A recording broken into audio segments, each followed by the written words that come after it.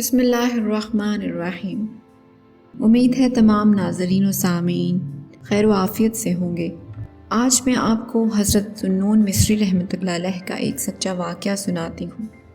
حضرت ذوالنون مصری رحمۃ اللہ علیہ ایک مرتبہ کشتی پر سوار کہیں جا رہے تھے۔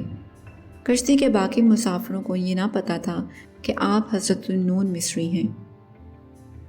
اس کشتی میں ایک سوداگر بھی تھا۔ اتفاقاً اس کا ایک موتی گم ہو گیا۔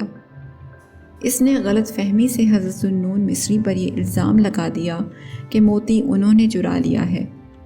حضرت ذوالنون مصری رحمۃ اللہ علیہ نے فرمایا کہ تمہارا موتی میں نے نہیں لیا، مگر وہ سوداگر اس بات پر بضد رہا کہ موتی آپ نے ہی لیا ہے اور آپ سے گستاخی سے پیش آنے لگا۔ حضرت ذوالنون مصری رحمۃ اللہ علیہ نے اسی وقت آسمان کی طرف منہ کر کے عرض کیا، الہی تو جانتا ہے کہ میں اس الزام سے بری ہوں۔ یہ کہنا ہی تھا کہ ہزاروں مچھلیاں دریا سے اپنے اپنے منہ میں ایک ایک موتی لے کر نکل آئیں اور آپ نے ان میں سے ایک موتی لے کر اس سوداگر کو دے دیا۔ کشتی کے لوگوں نے حضرت کی جب یہ شان اور کرامت دیکھی تو سب آپ کے قدموں میں گر پڑے اور آپ سے معافی مانگنے لگے۔ نون مچھلی کو کہتے ہیں۔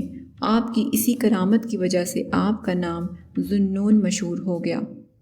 ہم نے اس سے یہ سیکھا، جو اللہ کی بارگاہ میں مقبول ہو گیا اس کی یہ شان ہوتی ہے کہ دریا کی مچھلیاں اور کائنات کی ساری مخلوق اللہ کے حکم سے اس کی خادم اور رضاکار ہوتی ہیں، اور اللہ کے ان بندوں کے دل محض اللہ کی محبت سے پر ہوتے ہیں، اور ان کی درویشی کا یہ عالم ہوتا ہے کہ کوئی ہیرے موتی ان کے لیے کوئی حیثیت نہیں رکھتے۔ آج کل یہ دیکھنے میں ملتا ہے کہ ہمارا معاشرہ کسی پر کوئی بھی الزام بہت آسانی سے لگا دیتا ہے۔